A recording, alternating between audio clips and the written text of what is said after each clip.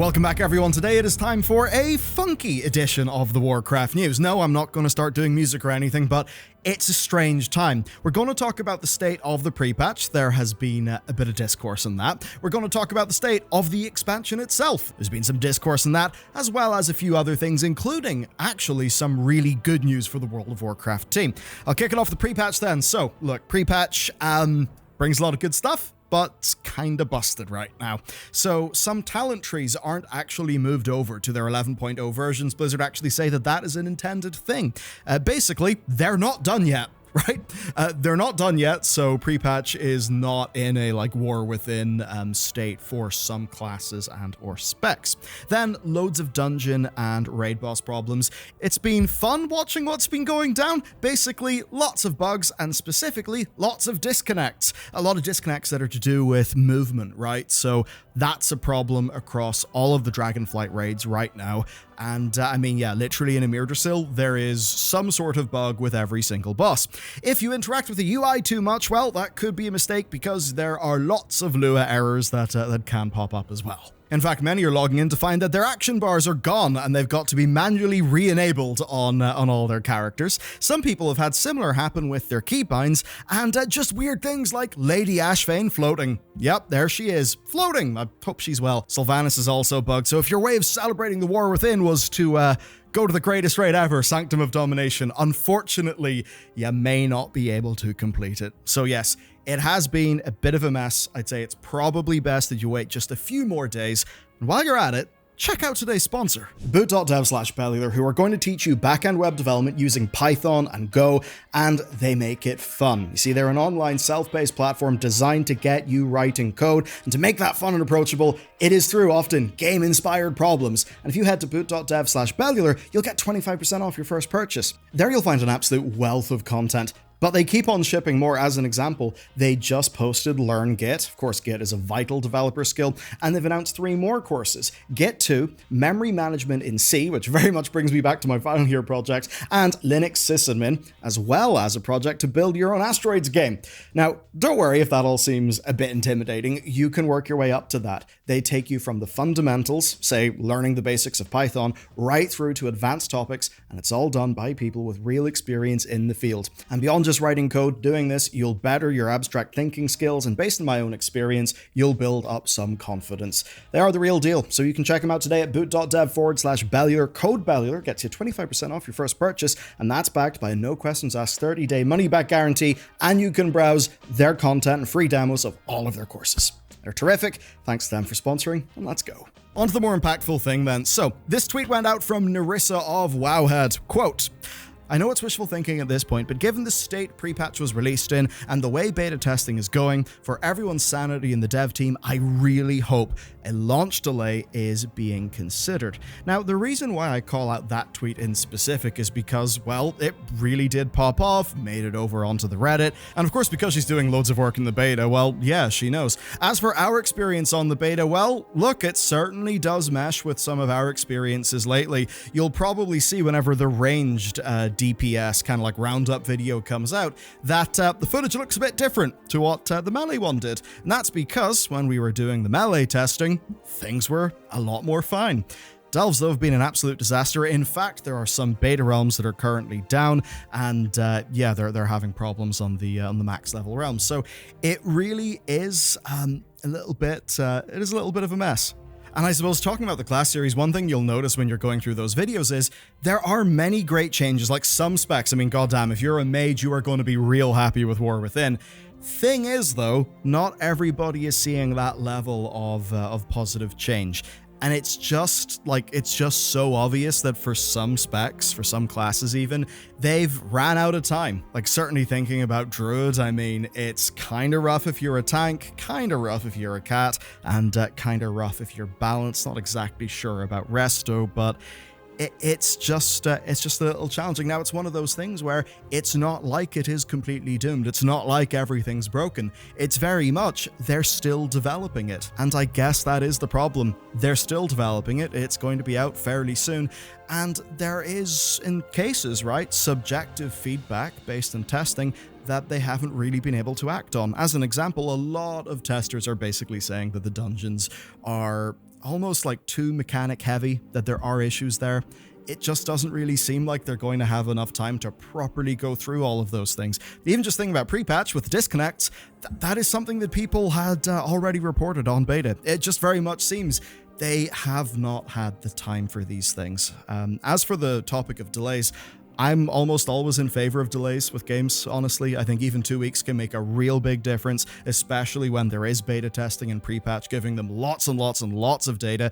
And I guess for me, the big thing here is first impressions are really, really hard to fix, right? And given the last 6 years, WoW really needs to make a good first impression. And for me, it's just a little sad that things look kind of touch and go. Because actually looking at the expansion, there is so much stuff that I think really is pretty fantastic. Like, there is straight up loads of just the best work they've done over the last 8 years. At least that's what it looks like.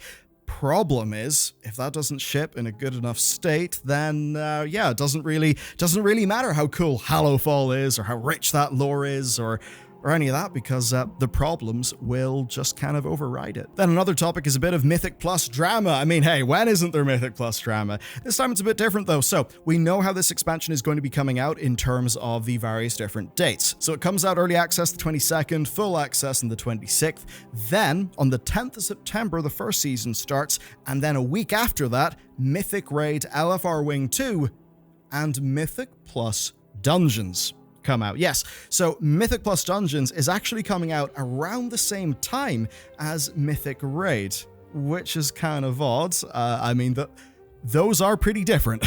And I don't really think that Mythic Zero being harder is going to be much of a substitute for the people who just enjoy Mythic Plus. Like, the type of content that a lot of people just have as the main thing they do in WoW, that's just kind of locked off for a bit. And that really does feel strange to me. It does mean that whenever the season starts, it's essentially going to be do the raids, spam delves, and dungeons will just kind of not really be touched. Yeah, the new M0 is way better, but I believe it's currently planned to be dropping veteran gear, which is fairly low. And even beyond that, there's a whole discussion going on basically about the top end of gear that you can get from Mythic Plus, and once more a situation where with there being 2 more levels on the myth track for gear, it basically just seems there could be quite a gap for the M Plus players. Now again, there is time for this stuff to be iterated on, to be fixed up. I honestly do think the Blizzard are almost counting on it being a 2-week gap between when the expansion comes out and when the season starts, because it seems they really do have quite a lot of work cut out for them. Okay, a few more factoids from beta, and then we get to hop into the big story about, well, the state of the World of Warcraft development team. They've actually had a pretty major win. But for the beta, right, there is a new login screen that has been data mined, and suffice to say, it does make the sort of odd design that is there in pre-patch. It does make that make sense.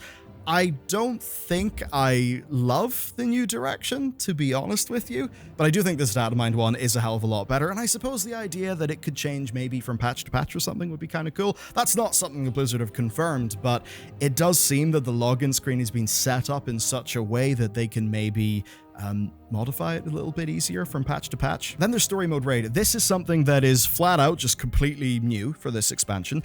It's only going to be on the final boss. Now, previously there was quite a lot of kickback from players because it was planned to be opened up fairly late. Blizzard have now said that it's going to be open on the 17th of September. So that's the same reset that Mythic Raid comes out. And what that basically means is that if you don't do normal heroic or Mythic raids, then now you will be able to progress through the full campaign, whereas previously you would have had to wait all the way until the final LFR wing. Then a funny little thing that I noticed from Wowhead's testing: Shadowlands bosses have got 2.62 times more health and damage right now, and BFA bosses have got 1.68 times more health and damage, which honestly for a few of the BFA bosses could be a little tricky if you're doing it in Mythic, but they did see that Legion bosses and those from other expansions haven't been touched, which is good. I mean, certainly it's good that Legion's coming out unscathed. It has pretty much got some of the best gear, so absolutely go to Legion raids, enjoy the new transmog rules. With that said, let's talk about the state of the World of Warcraft development team. This is a fairly big thing, so unionization. WoW GG, the World of Warcraft Game Makers Guild, now exists. It's basically them forming a union under the Communication Workers of America. It includes, and this is the bit that matters, QA, art, sound, design, engineering, production. It's essentially what they call a wall-to-wall union, which means it is the entire game team.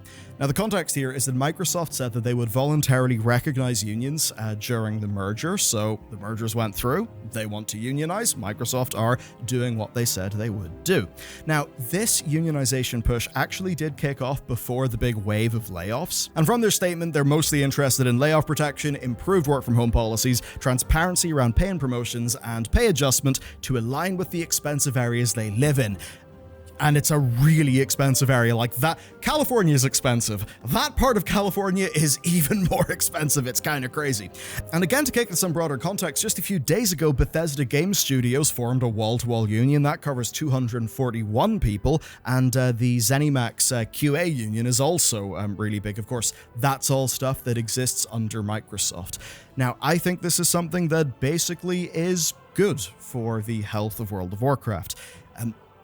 A wall-to-wall union for this game in particular, that actually matters a hell of a lot. I mean, the point basically is the staff are stronger together, and in a world where their parent company has however many tens and tens and tens and tens of thousands of employees than Microsoft has, you know, you can't really rely on just having a good relationship with your boss. No, it doesn't really work like that. If you're in a massive corporation like that, where often layoffs will fall on you in a very line item way, as in it's just, hey, we need a 15% reduction, so away you go, cut your teams. That's a systemic problem.